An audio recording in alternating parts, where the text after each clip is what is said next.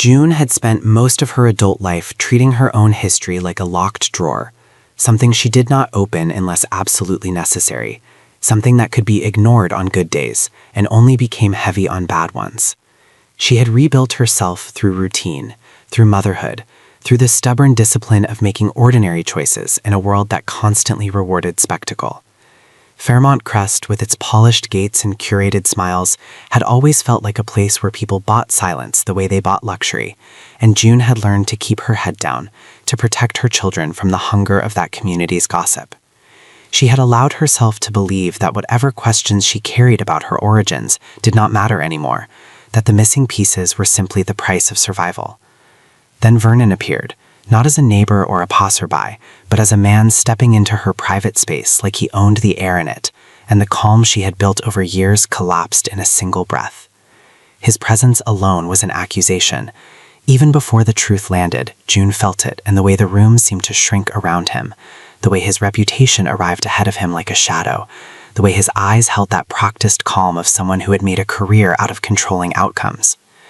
When he claimed she was his daughter, June's shock was not gentle or cinematic. It was physical, almost violent, like her body rejected the words before her mind could even process them. For a moment, she did not know whether to laugh, to run, or to tear something apart.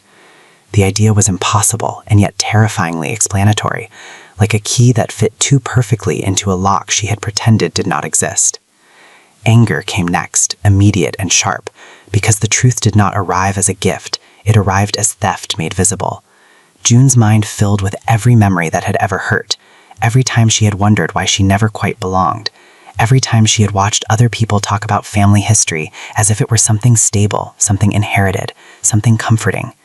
She had learned to live without that comfort, and now this man was standing in front of her demanding she accept that her entire identity had been quietly connected to his all along without her consent. It was not just the claim itself that enraged her, but what the claim implied, that someone powerful had been close enough to know, close enough to keep secrets, close enough to decide that June did not deserve the truth.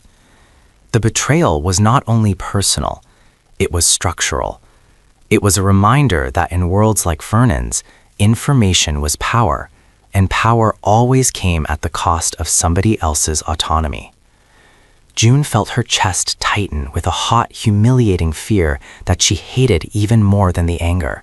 The fear that some part of her wanted to believe him, because believing would finally explain the hollow place she had carried for so long. That craving for explanation felt like weakness, and June had spent years building her life around refusing weakness. Vernon, for his part, did not look like a man unburdening himself. He looked like a man cornered by time. There was something different in him, something that did not match the usual image of controlled authority, an impatience in his posture, a strain behind his composure, as if he had been carrying pressure for too long and had finally decided to release it in the most dangerous place possible, June's life. June could sense that his confession did not come from sudden morality, it came from necessity. That realization made her anger deepen into something colder. If Vernon had chosen this moment, it was because something had shifted in his world.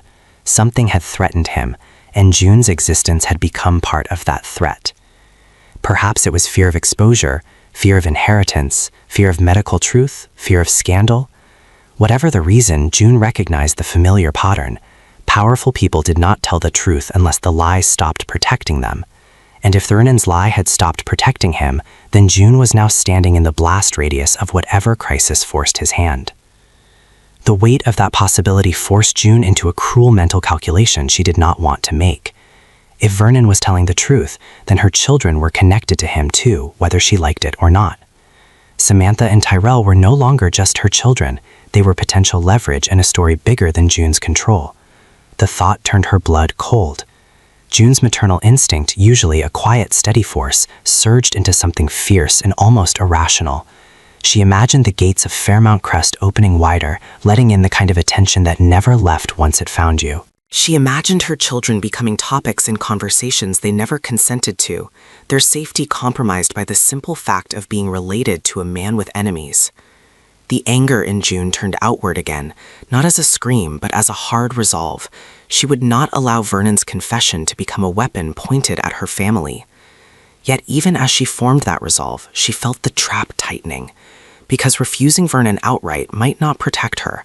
Refusing might simply provoke him, and a provoked man with Vernon's resources could destroy her stability without raising his voice.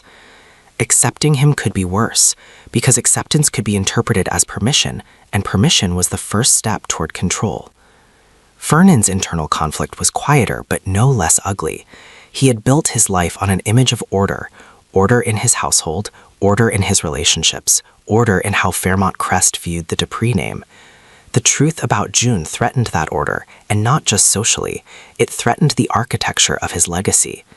A hidden daughter was not merely a scandal, it was an unpredictable variable in a world where Vernon had always insisted on predictability. He could not erase June now that she was an adult with her own children, her own bonds, her own capacity to reject him. The very act of revealing the truth was also an admission that he could no longer control what happened next. That loss of control did not soften Vernon, it sharpened him. June could see it in the way his restraint looked less like patience and more like containment, like a pressure valve held shut. In that moment, June understood something that made her stomach twist. Vernon was not only afraid of losing her, he was afraid of her becoming a liability. And fear in a man like Vernon did not produce tenderness, it produced strategy. June began to see the shape of that strategy in the small details surrounding the confession.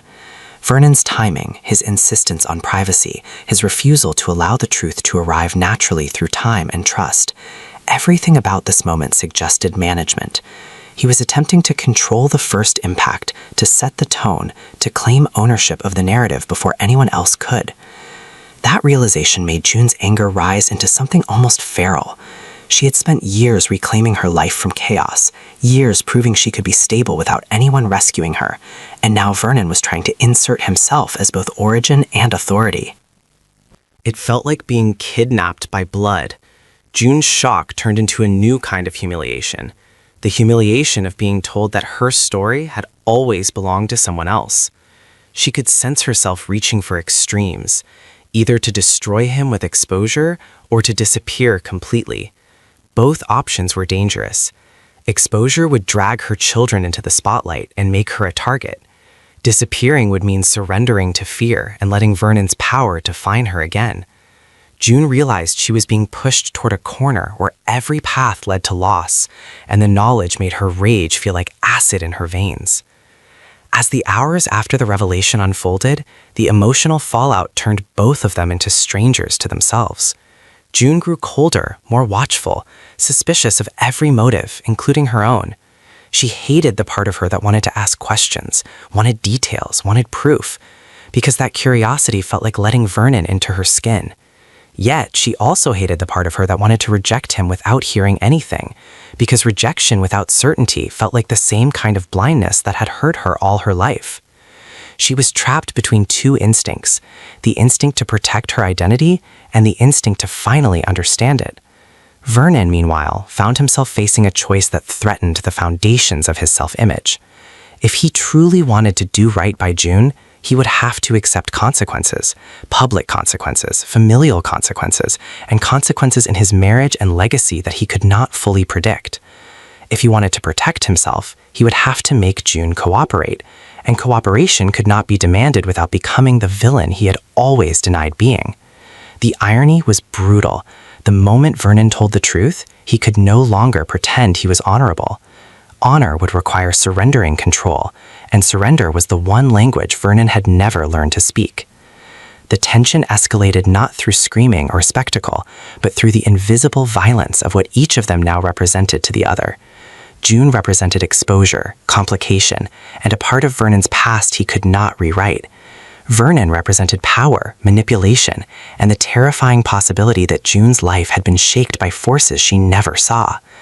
June's thoughts grew darker as she imagined how easily Vernon could frame the truth as a gift and her resistance as ingratitude. She could already picture the social machinery of Fairmont Crest doing what it always did, turning a woman's justified anger into a character flaw, turning trauma into drama, turning a mother's boundaries into hostility.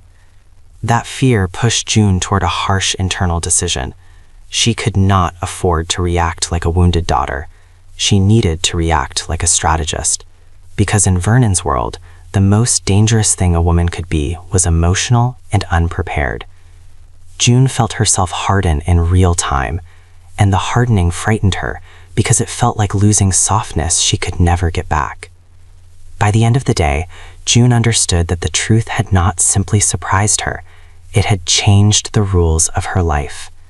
Whether she accepted Vernon or not, the knowledge existed now, and knowledge could not be returned to silence. She could feel her old stability cracking, not because she was weak, but because she was finally seeing how many choices had been taken from her before she ever had the chance to choose. Vernon, too, could feel the consequences looming because he had done the one thing he had avoided for years. He had introduced an uncontrollable element into his legacy. June's shock had already begun to mutate into something sharper, an anger with direction, and Vernon's control had already begun to strain into something desperate. Both of them were now trapped in a conflict where love and power were indistinguishable, where every decision carried collateral damage, and where the most frightening possibility wasn't that Vernon was telling the truth, but that the truth was only the first layer of a much darker story that would force June to decide how far she was willing to go to keep her children safe, even if safe meant becoming someone she never wanted to be.